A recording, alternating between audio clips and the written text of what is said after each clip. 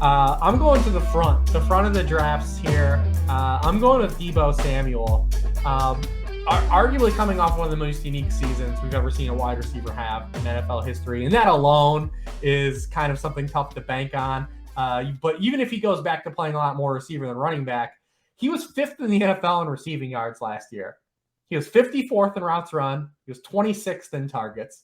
After 14.1 yards per catch and 11.8 yards per catch his first years, he averaged 18.2 yards per catch last year. Just absolutely insane. So if it ends up being more of just the volume can't refill some of those like efficiencies dropping, San Francisco is definitely in that bucket where we have to question that happening. They were 31st in pass attempts per game last year, and that was with a non-mobile quarterback. Now we have to, factor in Trey Lance. Could it even go lower? Potentially. Then we have to factor in just the massive touchdown regression. And anytime we have a guy explode solely on touchdowns, I'm always hesitant to reinvest in that player highly next year. Deebo Samuel, 9 red zone targets last year, 79th in the NFL, 4 targets inside the 10-yard line, just 2 while standing in the end zone. He did have 14 red zone rushing attempts to kind of circumvent some of that, but he had just 1 carry inside the 5-yard line. The 49ers had 14 as a team, and that's without Trey Lance taking any. He ended up scoring 13 of his 16 touchdowns, including the postseason, from 10 yards out or further, while 54% of all NFL touchdowns are scored inside of 10 yards. Only Austin Eckler outproduced his touchdown total higher than Deebo Samuel. The difference is that Austin Eckler still, from a projected total stance, still ranked high amongst league leaders. Deebo Samuel in projected touchdowns was 55th. So we have all these kind of pulling factors in here. Deebo Samuel, now when he's played, he's been a good football player. Anytime he's played 2/3 or more of the snaps, he's averaged 17.7 PPR points per game. That obviously factors in a lot of last year.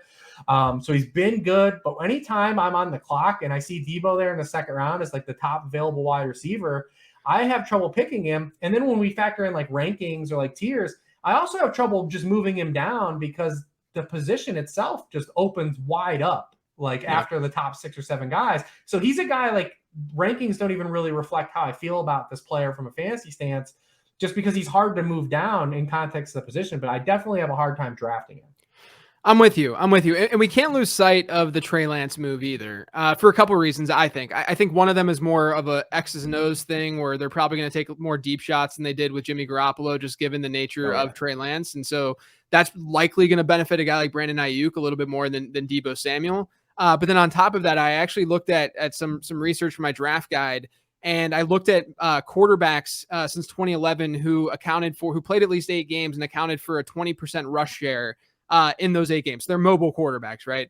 For wide receiver ones to be productive in those offenses, they needed about a 3% higher target share in that offense in order to hit that mark. So, which makes sense intuitively, right? Not only is it a more run heavy offense generally, but when you get these mobile quarterbacks, they're just taking away more plays just in general.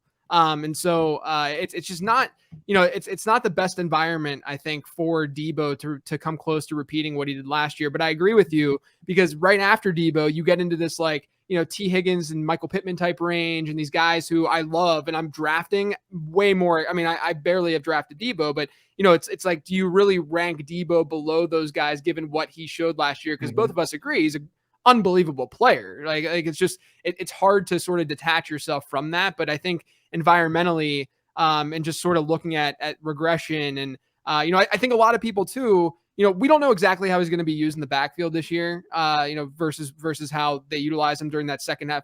It's really nice and clean how like the first 8 of his games, he wasn't used that much as a running back. And then the second 8 that he played, he was a running back. So it was like a perfect clean split. And everyone's like, oh, but he was still great as a wide receiver. Well, he was averaging a 33% target share per game. Don't forget that was during a stretch where Brandon Ayuk was sort of in the doghouse with Kyle Shanahan. And once that sort of shifted, things just shifted in an offense in general. Yeah, so I'm just nervous about Deebo overall. I would much rather draft a guy like Ayuk a little bit later, just given the ADP.